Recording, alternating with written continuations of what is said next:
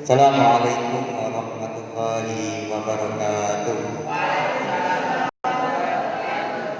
Bismillahirrahmanirrahim. Alhamdulillahirabbil alamin. Shalatu wassalamu ala asyrofil anbiya wal mursalin sayyidina wa maulana Muhammadin wa ala alihi wa sahbihi ajma'in. Rabbi shrah li sadri wa yassir li amri wahlul 'uqdatam min lisani yafqahu qawli.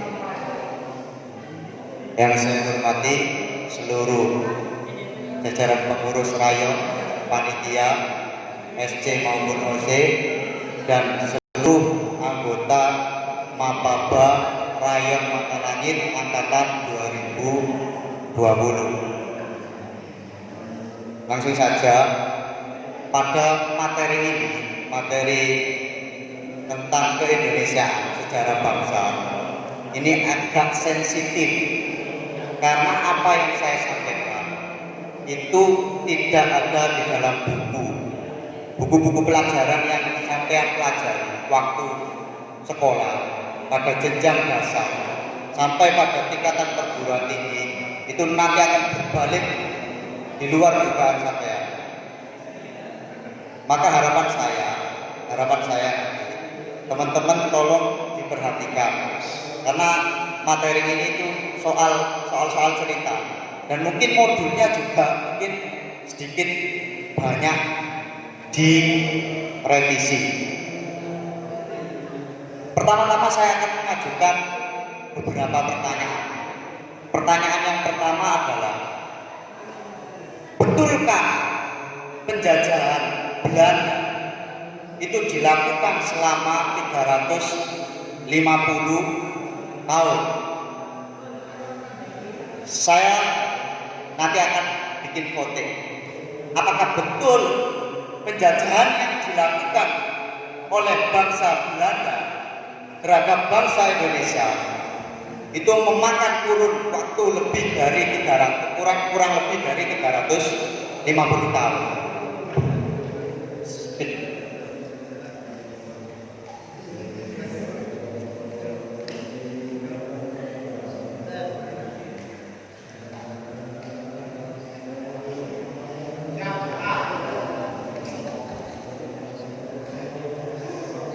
Kan masih mitos, jadi nanti faktanya akan diungkap. Kemudian pertanyaan kedua, kenapa orang-orang Eropa datang melakukan penjelajahan itu mencari rempah-rempah? Kenapa nggak cari emas? Kenapa tidak cari mutiara atau tambang, uranium, tembaga?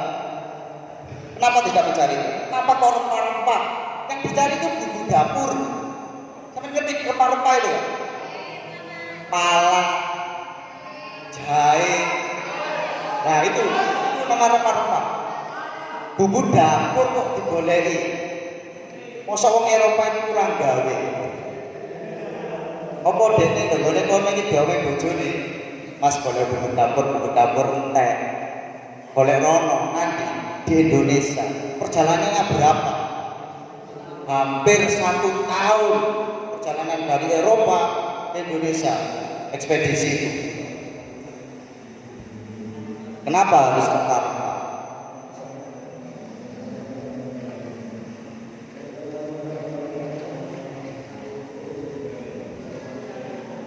Kemudian ketika 350 tahun bangsa Belanda menjajah, kenapa mayoritas warga Indonesia itu beragama Islam? Kenapa tidak beralih agama menjadi agama Kristen? Padahal lama 350 tahun. Kenapa tidak memilih agama Belanda? Belanda kan punya kekuatan militer untuk memaksa orang-orang masuk agama mereka. Dan orang Indonesia itu terkenal dengan kosmopolitan. Artinya orang Indonesia itu sangat fleksibel, terbuka. Kenapa? Sejak kita lahir, sejak bangsa ini ada sampai sekarang, itu orang-orang itu berpindah-pindah agama terus. Benar nggak? Pertama itu agama Kapitayan. Agama Kapitayan itu kalau dalam bahasa ilmiahnya itu agama dinamisme itu Mas. Yang mempercayai bahwa dalam pohon ini ada satu sumber kekuatan besar, laut, gunung, itu namanya agama Kapitaya. Kemudian berubah lagi agama Hindu, Buddha, berubah lagi agama Islam. Lah, selama kurun 350 tahun, kenapa tidak berubah? Kenapa tidak berubah? Padahal 350 tahun. Kalau Anda lahir dengan umur 350 tahun, berapa cucu-cucu yang sudah Anda lahirkan? Banyak, 7 turunan. Nah, voting pertama, benar tidak 350 tahun? Siapa yang menjawab benar? Silakan angkat tangan. Siapa yang menjawab mitos 350 tahun ini benar? Tolong angkat tangan. Gak ada yang berani. Kalau tidak ada yang berani, ya satu. Berapa peserta ini? 50 ya? Dari 50 peserta hanya satu yang menjawab. Lihatnya nanti. Kemudian yang kedua, bohong tidak 350 tahun. Silakan angkat tangan. Saya. Satu. Yang lainnya tidak menjawab. 2, 3, 4. Yang perempuan 5, 6. Bohong 350 tahun. Bohong 350 tahun. Kalau bohong, buktinya apa?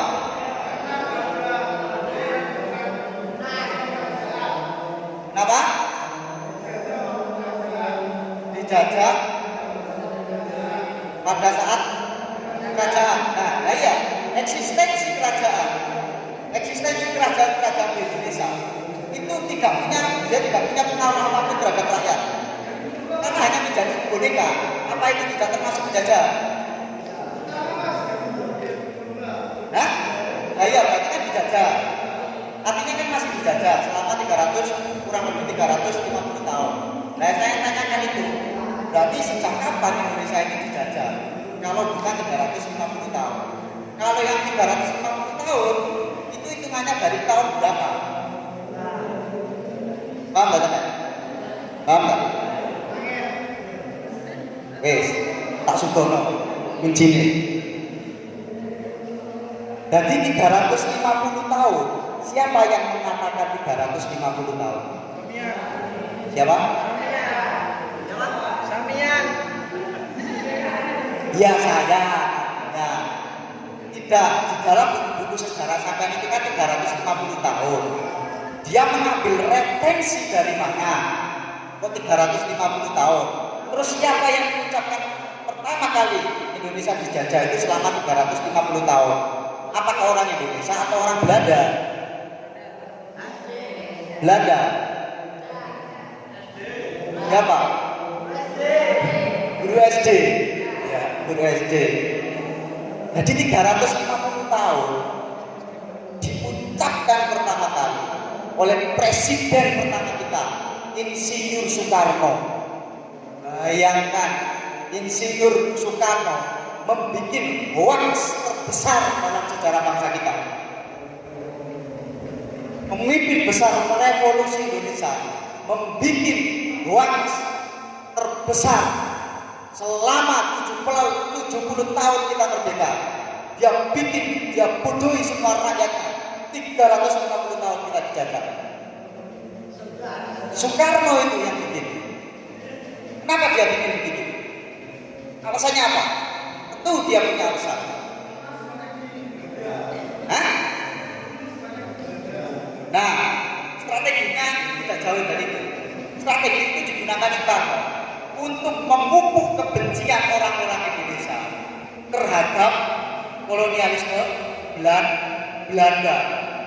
Kamu lihat Belanda, nenek moyangmu dijajah selama kurang lebih 350 tahun. Dia mengucapkan itu setelah kemerdekaan. Kenapa dia mengucapkan itu? Karena kedaulatan kita memproklamirkan 17 Agustus 17 Agustus 1945 itu tidak ada satu negara di dunia internasional yang mengakui kita sebagai negara merdeka. Siapa yang mengakui kita sebagai negara merdeka? Mesir. Mesir itu 2 tahun setelah kemerdekaan. Jadi kemerdekaan kita tahun 45 itu belas dan membebas masyarakat internasional. Jadi orang Indonesia ini rapuh mempertahankan kemerdekaan. Apa alasannya? Tidak ada alasan apapun dibalik kemerdekaan Indonesia. Karena kemerdekaan Indonesia itu dilakukan secara sepihak.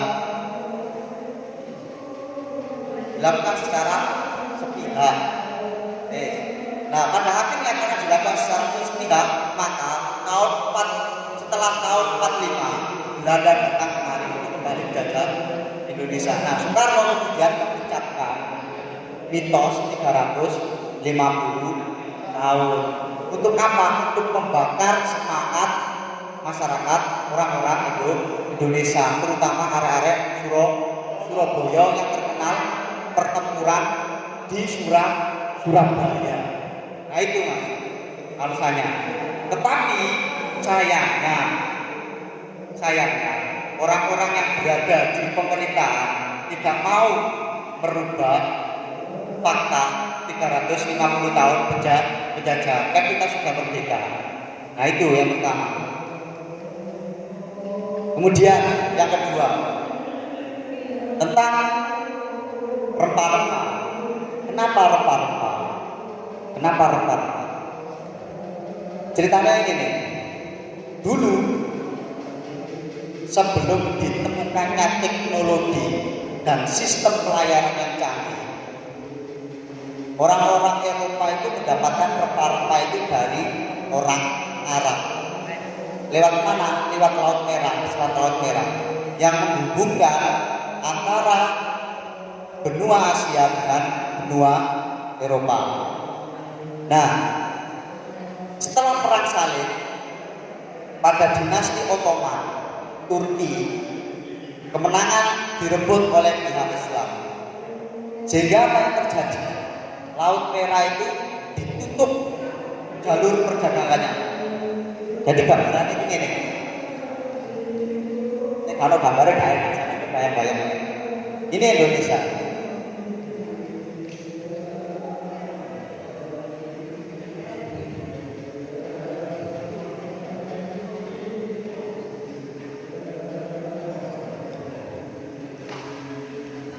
Nah, ini Asia. Untuk sampai ke Eropa di sini, orang-orang Eropa itu masuk ke jalur ini, membeli rempah-rempah, kan cepat lewat sini. Setelah ini ditutup, apa yang terjadi? Orang-orang Eropa itu balik ke tepi, dia harus berputar, kemudian baru sampai ke Indonesia. Apa yang terjadi? Pasokan rempah-rempah itu semakin lama semakin menipis, sedangkan kebutuhan masuk rempah itu semakin banyak. Apa yang digunakan rempah-rempah itu oleh masyarakat Eropa? Fungsinya banyak. Pertama adalah untuk pengawet makanan. Karena Eropa itu 4 musim, maka ketika mereka musim dingin, mereka itu membutuhkan makanan. Nah, untuk menyimpan makanan-makanan mereka itu mereka menggunakan sistem pengawetan. Nah, rempah-rempah ini digunakan mereka untuk mengawetkan makanan. Kemudian yang kedua digunakan sebagai obat. Yang ketiga itu digunakan dalam ritual-ritual keagamaan. Jadi kalau orang-orang Eropa itu mau membuat ritual keagamaan, itu mereka membuat rempah-rempah untuk mengharumkan ruangan. Ruangan mereka itu diharumkan lewat rempah-rempah. Nah, yang terakhir ini yang keren. Kenapa di sana mahal? Karena waktu itu untuk mendapatkan rempah-rempah itu hanya ada di Indonesia. Tidak ada di dunia ini. Rempah-rempah ini tidak ada kecuali hanya di Indonesia. Di Indonesia pala itu, polo itu hanya ada di Maluku, tidak ada di manapun, hanya ada di Maluku. Sekarang boleh sampai katakan rempah-rempah itu ada di mana-mana, karena kita sudah menggunakan sistem teknologi dan pelayaran yang canggih sehingga tanaman-tanaman itu bisa dikirim di manapun. Kalau orang dulu nggak bisa, dia harus cari dulu. Siapa yang mencari? Orang India, orang Arab, kemudian baru dijual ke Eropa. Makanya dia mahal. Nah, mahalnya di sana, mahalnya itu tidak sampai 1 kilogram pala itu harganya itu mencapai 7 kerbau. Bayangkan, harga 1 kilogram pala atau kurang dari 1 kilo, 0,48 pala itu seharga 7 kerbau. 7 kerbau itu harganya 1 pala itu 1 kilo, itu 7 kerbau. Bayangkan mahalnya. Maka apa yang terjadi?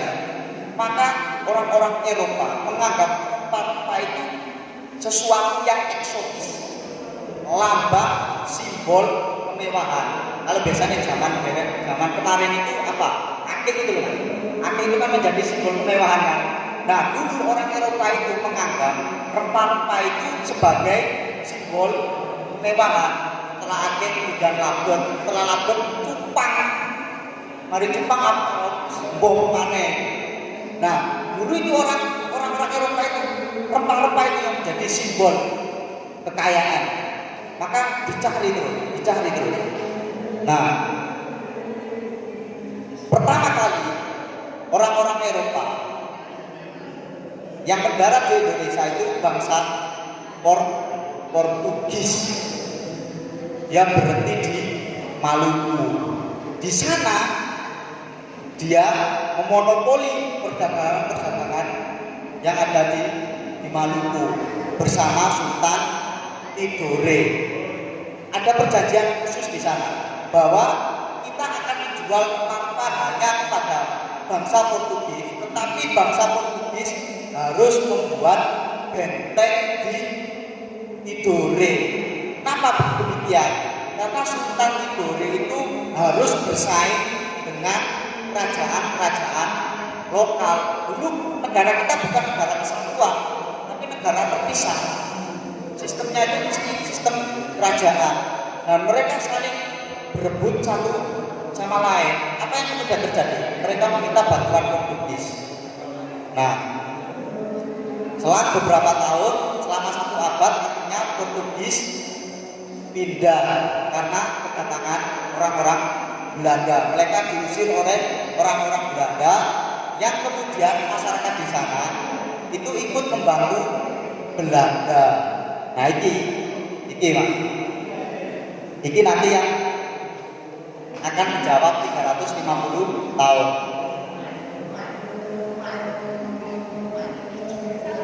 350 tahun itu diambil dari mana?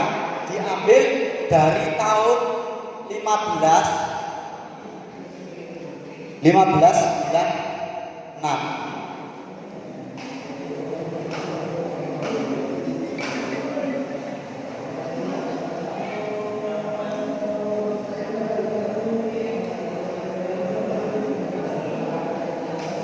Cornelis de Houtman ini seorang nahkoda kapal yang pertama kali menginjakan kakinya di Banten. Rodok rese wong iki. Cara gampangane basa saiki rodok gaplek iki. Cornelis de Houtman iki gaplek, gatel kok basae. Wong Surabaya bahasa gatel. Nah, gatelnya bagaimana? Cornelis de Houtman ini ketika dia masuk wilayah Banten, nggak gelem antri, nyerobotan. Jadi nek ono bocah-bocah pondok sing nyerobotan, dulu kono company Cornelis de Houtman awakmu ya. Putune ya Cornelis de Houtman, kakekmu iki Cornelis de Houtman iki senengane nyerobotan. Kakekmu ngono. Nah, wong londo berarti ono kuteng wong londo. Nah, Cornelis de Houtman ini nggak antri dia ketika membeli rempah-rempah. Orang India diserobot, orang Cina diserobot, orang Arab diserobot. Kemudian Sultan Banten mendengar ada bangsa berkulit putih, berkulit merah-merah keputihan itu melintir. Siapa pemimpinnya? Cornwallis de Houtman. Mereka memakai senjata-senjata yang sudah pakai mesin, senapan mesin. Nah, Sultan Banten itu masih menggunakan senjata tradisional, pakai keris. Tetapi Cornwallis de Houtman berhasil diusir oleh Sultan Banten, Raja Banten. Diusir, kemudian pergi dia, pulang ke rumahnya. Nah, 5 tahun kemudian dia datang lagi, bukan gampang tadi. Wah, kayak temen, wis diusir, moro mana?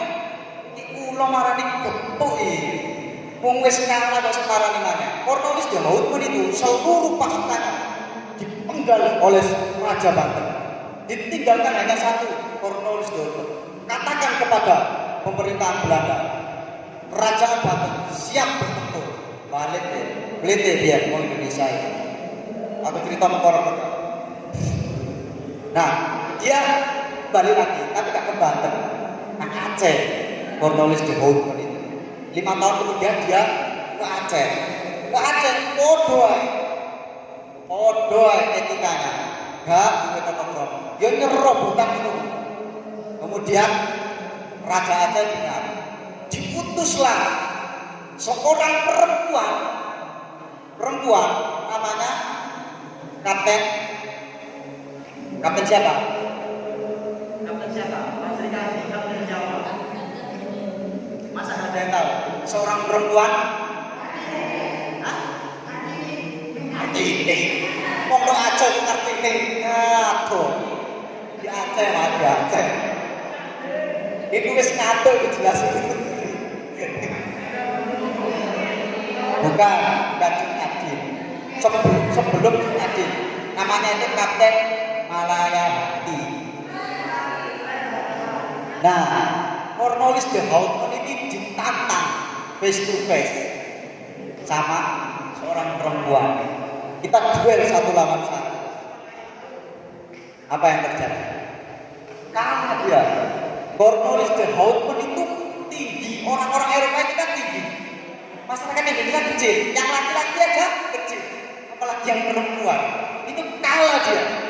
Betapa hebatnya perempuan-perempuan masa lalu.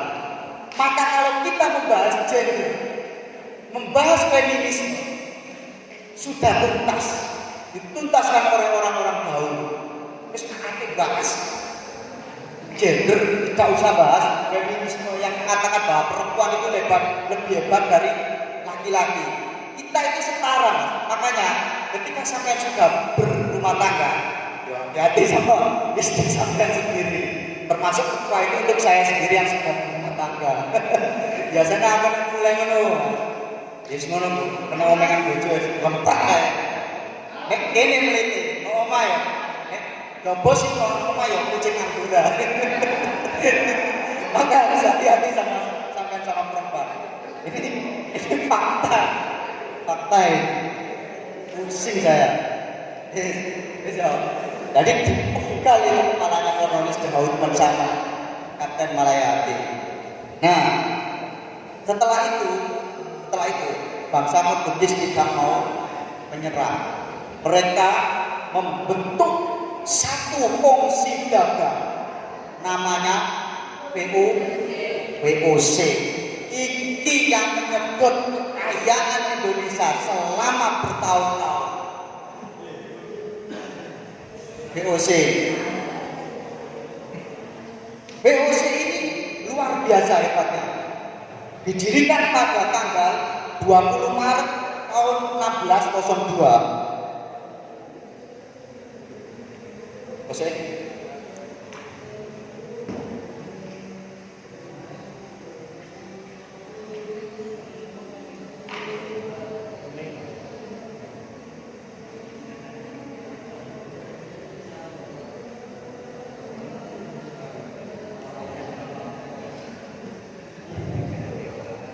direkam oleh 6 opsi gagal.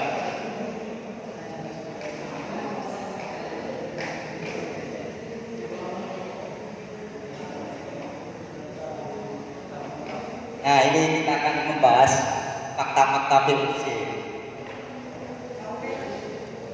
Tahunnya 1902, 20 Maret 19 sorry 90 16. Nanti aku sih ngantuk. Saya tahu kopi di sini.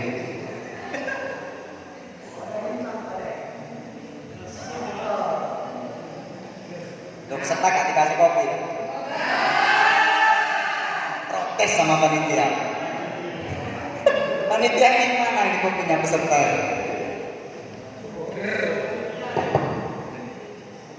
Mas, rehat dulu, rehat.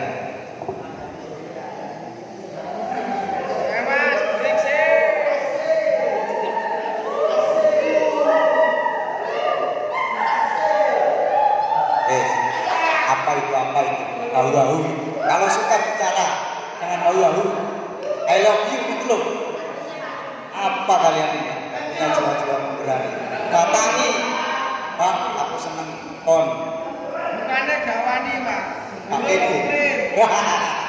Nah, makanya itu cek mukrib, nah ngomong sama tuane pisan. Ali, apa kau ini? Ini. Ale liru hati-hati masuk betul-betul. Putune korno wis jauh.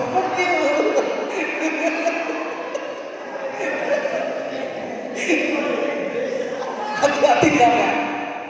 Sing nang hati-hati. Atare sampean serobot iki. Garangan iki. Aku nek ngene kok sampean ngantuk lagi. Nah, POC ini merupakan, saya nunggu tenang dulu ya. POC ini merupakan salah satu perusahaan terbesar dalam sejarah manusia. Ini perusahaan besar. Kekayaannya hampir 110.000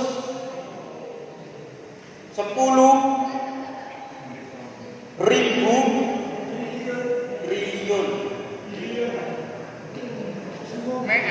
110.000 triliun. Utang Indonesia berapa? Nek 5 triliun. Kalau dibayar, wis lunas kan pimpinane. Pak Jokowi gak perlu di demo-demo. Cukup dia minta pertanggungjawaban Belanda. Berangkat kekayaan kita yang dibawa ke sana. Berapa?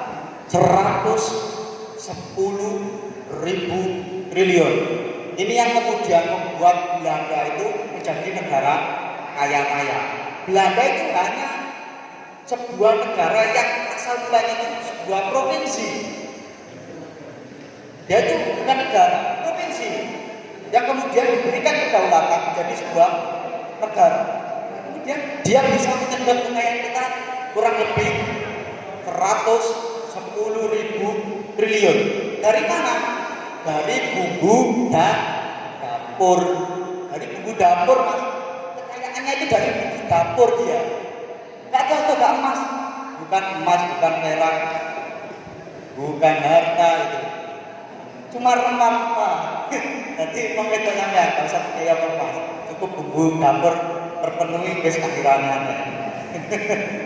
Bumbu dapur 110.000 triliun.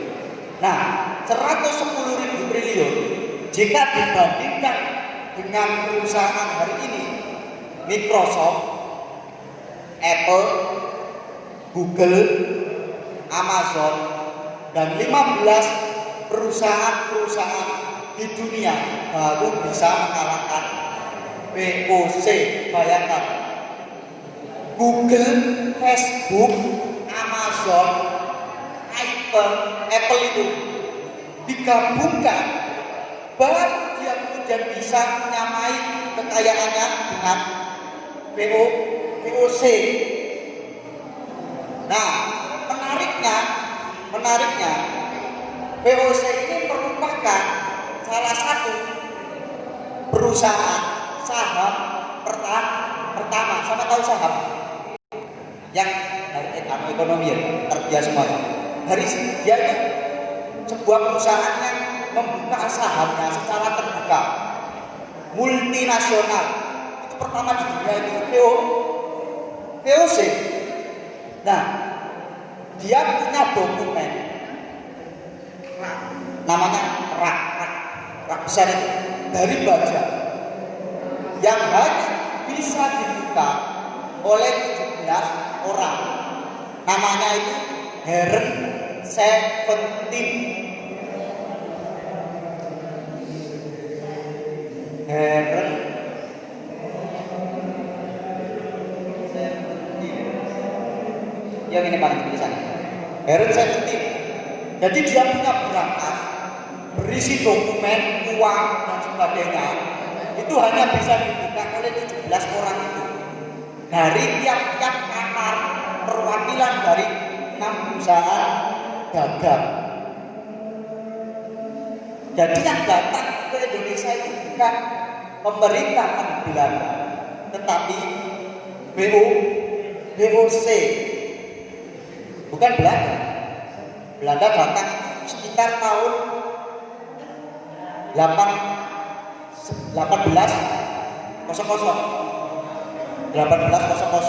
Belanda itu, pemerintahan Belanda itu baru datang setelah keberangkatan dari VOC. Nanti kita cerita VOC dulu ya, karena ini perusahaan gila. Nah, nanti ada hubungannya kenapa kok orang-orang Indonesia itu gak beragama Kristen.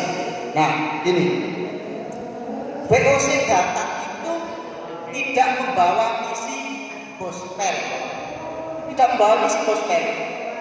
Jadi yang dia cari itu hanya gold and glory, tidak membawa gospel dia. Jadi dia tidak punya kewajiban untuk menyebarkan agama Kristen. Berbeda dengan orang Portugis. Orang Portugis selama 1 abad di Maluku dia menyebarkan agama Kristen. Berapa orang yang masuk? 10.000. Maka tidak heran hari ini Ambon itu atau wilayah timur itu merupakan penganut agama Kristen, karena memang orang Portugis di sana menyebarkan agama Kristen. Nah itu mas, ini kata kuncinya di sini ya. Jadi orang VOC itu hanya gold and glory, dia hanya mengambil kekayaan dan memperluas daerah kekuasaan. Dia nggak punya kewajiban untuk menyebarkan agama, nggak ngurusi. Bahkan orang Indonesia itu tidak bisa berbahasa Belanda. Terbukti bahasa Belanda ditinggalkan. Malaysia bisa dia bahasa Inggris waktu dijajah karena bekas penjajahan Inggris. Tapi orang Indonesia tidak bisa berbahasa Belanda karena ketika Belanda datang ke sini, dia hanya punya misi dua ini, God and Glory, mencerdaskan orang-orang Indonesia itu tidak ada. Ada naskah setelah tanam mangsa. Maka tanam mangsa itu setelah itu dia membuka sistem namanya politik etis karena dikritik oleh dunia internasional karena kekejamannya ketika dia melakukan sistem tanam mangsa. Nah, lanjut lagi. Nanti di sini saya tulis fakta pertama adalah God and Glory. Di sini kan buku-buku sadar kan orang-orang jajah jadi God, Glory dan gospel, hapus, datar. Buktinya apa? Orang Indonesia tidak ada yang beragama Kristen kecuali orang-orang Maluku. Dan itu orang-orang Maluku itu beragama Kristen sebab orang-orang Portugis. Kuat sebentar. Tanya. Nah, kedua, VOC ini diberikan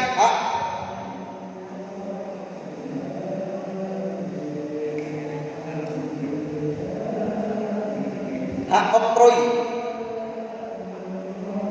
Hak oktroi itu dia diberikan kebebasan.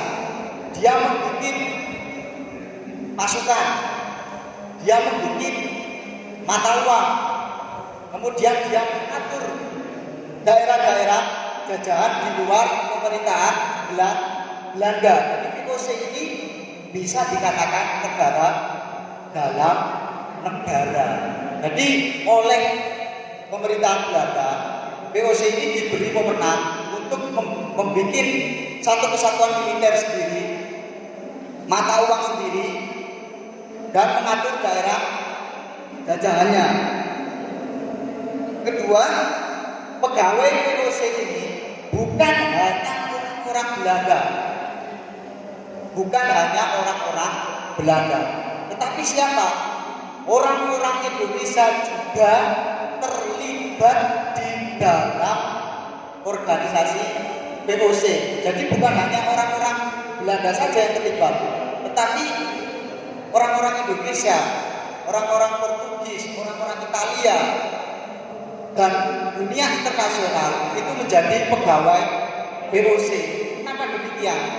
Karena VOC itu butuh orang-orang profesional. Dulu orang-orang profesional itu tidak ada, mengatur administrasi itu tidak ada. Di Indonesia jarang sekali. Maka dia butuh dunia internasional. Kurang 1 menit. Wah, belum mari. Ya wis apa-apa. Nah, kemudian yang kelima itu dia memonopoli harga. Kemudian membutuhkan kapuk. Nah, ini membutuhkan kapuk. Di Jakarta yang merupakan daerah ibu kota VOC itu dia diberikan kewenangan untuk membuat satu kampung. Di Jakarta itu ada yang namanya kampung Ambon, ada yang namanya kampung apa lagi? Nah, wilayah. Bukan nama buah, nama suku. Ada kampung Ambon, ada kampung Melayu. Nah, itu kampung-kampung pimpinan VOC yang diambil pegawainya dari masyarakat di timur, itu diambil ke sana kemudian dibikin kampung. Jadi bisa dikatakan bahwa penjajahan yang dilakukan oleh Belanda itu juga dilakukan oleh rakyat Indonesia sendiri. Jadi rakyat Indonesia itu juga menjajah saudaranya sendiri. Ini yang tidak pernah diceritakan oleh sejarah. Jadi banyak orang-orang Indonesia, pegawai-pegawai keraton, priai dan sebagainya, itu malah mendukung Belanda dan memeras keringat rakyat jelata. Ngomong sih gak duit itu mas. Jadi diperas keringatnya oleh saudaranya sendiri. Ada pertanyaan kan? Lanjutkan cerita lagi pertanyaan. Saya lebih lanjut cerita aja. Gak usah pertanyaan. Pertanyaannya berapa? Berapa menit? Bukan menit durasinya. Tak lanjutkan ya, gak ada pertanyaan. Sampai jam berapa kita? Sampai kita jam setengah.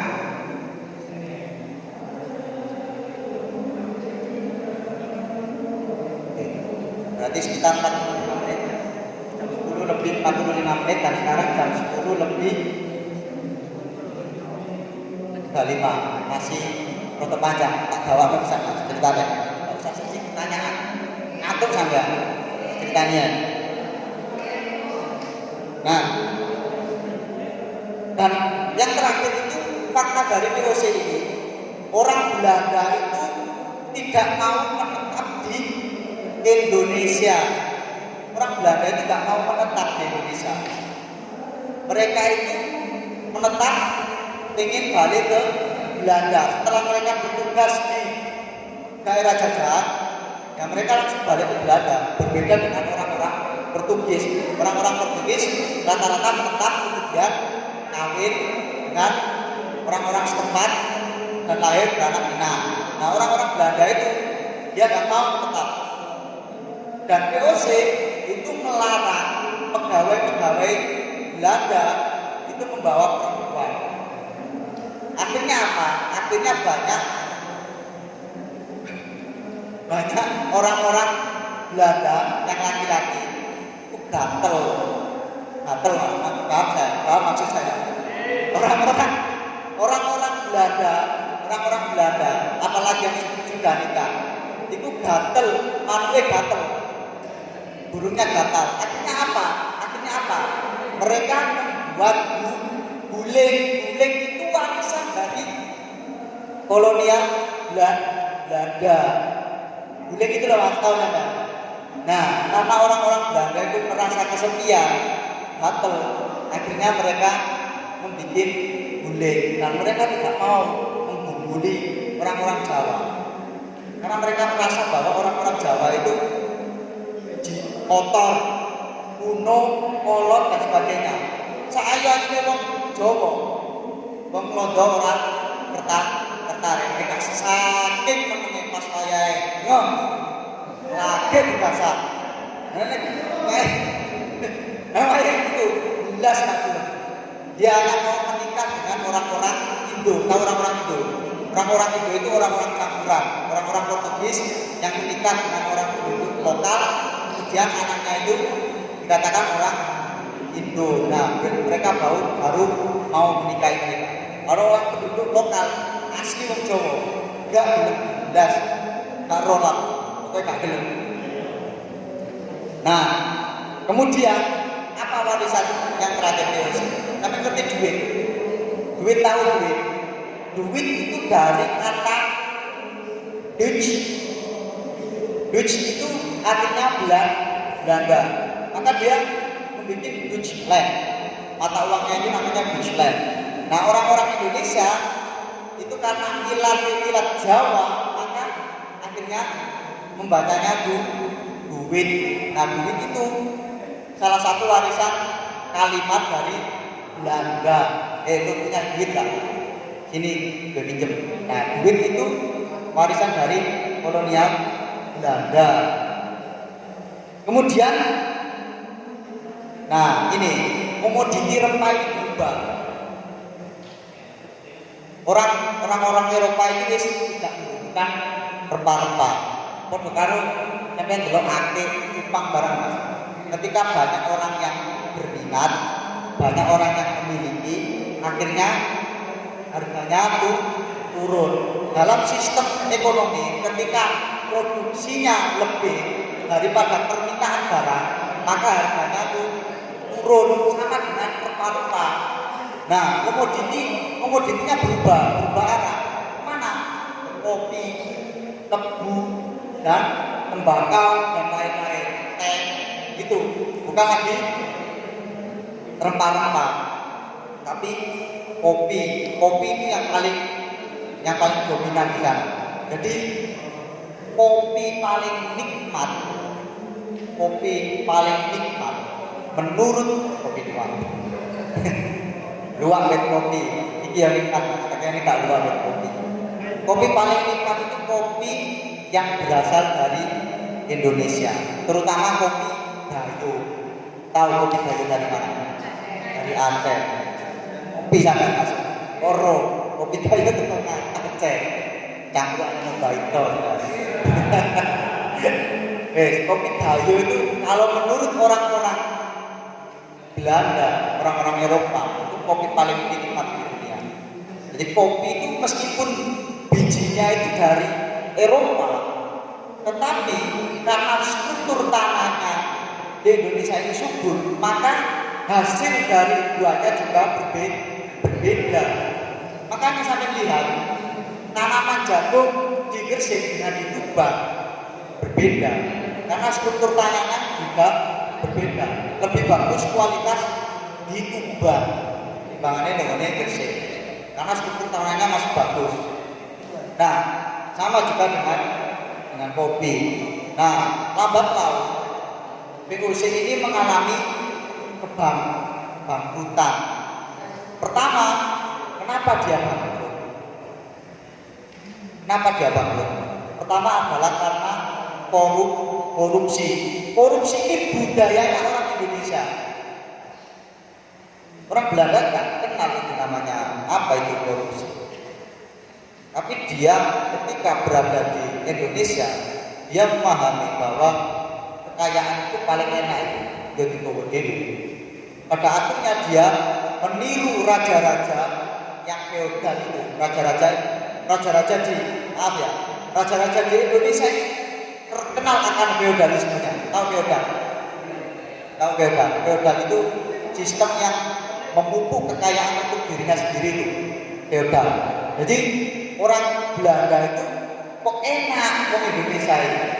Jadi raja itu kan mengatakan bahwa daerah kekuasaannya itu milik saya, bukan milik rakyat. Tanah, rumah dan sebagainya itu milik raja. Rakyat hanya dipersilakan untuk menggarapnya. Jadi semuanya itu milik raja. Nah, akhirnya orang-orang pegawai VOC ini merasa tertarik. Wah, ternyata orang-orang Belanda itu ya bodoh. Perilaku elit dia ditiru. Nah, akhirnya ditiru oleh pegawai VOC. VOC dulu itu mengatakan bahwa seluruh kekayaan itu milik perusahaan. Tapi ketika mereka mengenal sistem feodal di Indonesia, mereka korupsi. Jadi uangnya itu tidak masuk ke kas, tidak masuk lagi ke kas VOC, tapi ke kantong mereka pribadi. Resiko segala. Nah, kedua adalah karena biaya perang. VOC itu kalau ingin menaklukkan Indonesia, dia harus berani bertempur. Tapi VOC ini dia mengalami banyak pertempuran yang hebat tapi selalu gagal ya. Di VOC itu ketika melakukan penaklukan ini nggak berhasil, dia harus meminta bantuan kerajaan lokal. Jadi bemper dia istilahnya itu, nggak bisa dia mengalahkan. Nah, aliansi itu mas, aliansi kalau di dalam One Piece itu bajak laut itu namanya aliansi.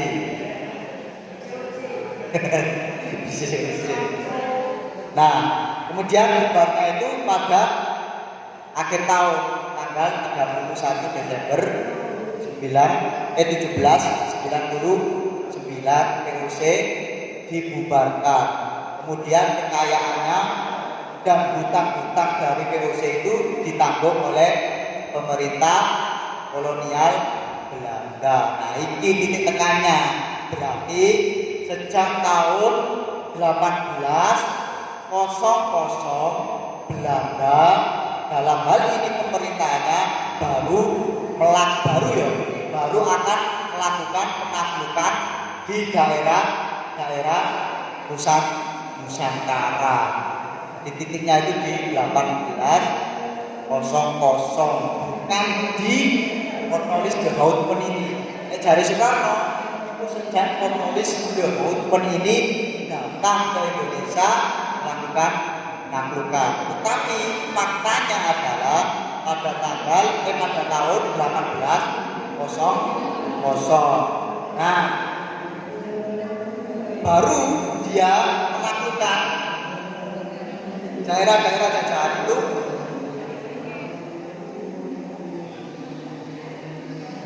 Kok ngantuk sama ya?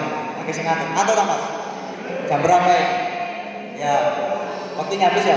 Ya wes, diteruskan wayai follow up ya. Teruskan wayai follow up karena ini jauh dari peristiwa pasca kemerdekaan ini. Jadi di pasca kemerdekaan itu hari ini, setelah pasca kemerdekaan itu kita ini masih dijajah, tapi dalam bentuk lain. Makanya Soekarno itu selalu menggembur-gemburkan namanya neokolonialisme dan neo-imperialisme. Neo itu artinya baru, berarti penjajahan gaya baru.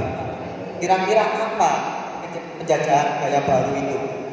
Dan kemudian sistemnya bagaimana? Nanti akan dibahas ketika follow up. Nah, itu yang isi saya atau yang lain terserah. Tapi itu artinya namanya itu 10 subversivitas masyarakat dunia internasional terhadap Indonesia. Subversif itu tahu sampai artinya. Subversif itu penyerangan. Jadi Indonesia pasca kemerdekaan itu selalu diserang, masih diserang.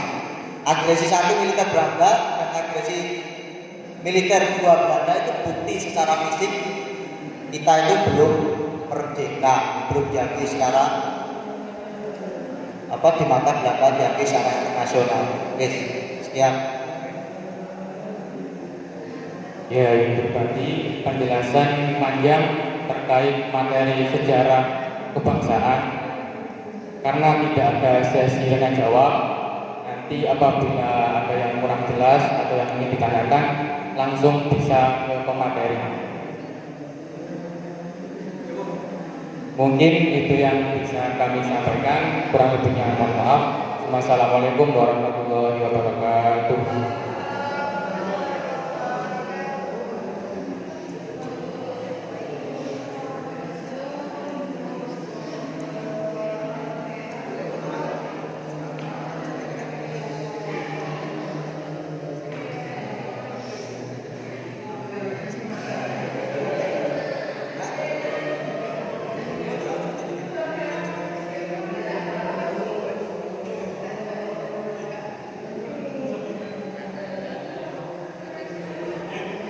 Kalau ada pertanyaan terkait ini bisa langsung channel YouTube saya di situ. Komentarnya aja. Nanti akan dibahas. Zaman ini.